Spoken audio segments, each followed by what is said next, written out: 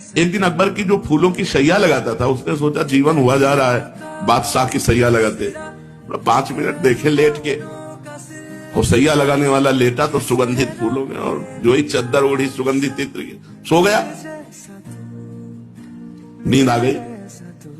थोड़ी देर बाद बादशाह की पत्नी आई, उनका सरकार आज तो बिना भोजन पाए ही सो गए। जब उन्होंने भोजन नहीं पाया तो हम क्यों भोजन पाए? वो भी साथ लेट गए चद्दर ओढ़ के। अब थोड़ी देर बाद बादशाह आए, उन्होंने कहा मेरी सैया में मेरी पत्नी और कोई पुरुष, तलवार निकाली। फिर बीरबल की बात याद आ गई, बुलाया और कहा, कहते थे देखी हुई बात भी गलत होती, मैं देख रहा हूं मेरी पत्नी गलत है, किसी पर पुरुष के साथ सो रही। उनका इसमें भी गलत हो सकता है, तो क्या संशय है, मैं अभी दोनों को काटता हूं। बोले दोषी होने पर काट देना, अभी पर्दे के पीछे आप खड़े हो जाओ।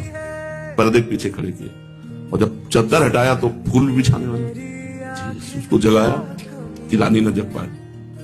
उसके तो होश खराब हो गए। मंत्री, बीरबल मंत्री भी थे, इसमें कैसे सो गया?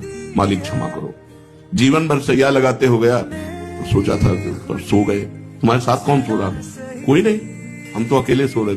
बादशाह पर्दे के पीछे खड़े, बादशाह पता पाए तो काट डालेंगे, भाग यहां से, उसको भगा दो। रानी को उठाया, वो उठी, आज बहुत जल्दी आप सो गई? बोले हाँ, बादशाह आकर सो गए थे तो इसलिए हम भी सो गई। तो आपने बादशाह से कोई बात की? नहीं, वो सो रहे थे इसलिए हम भी सो रहे थे। तो ठीक है, अब आप जाइए और बादशाह की भोजन की व्यवस्था कीजिए। उठ के चले, बुलाया अकबर को। बोले इन दोनों में आप दोनों का वध करने के लिए तैयार थे, ये दोनों निर्दोष थे। देखी हुई बात भी झूठी है, दिखाई दे रहा है लेकिन झूठी है। ऐसे ही हम किसी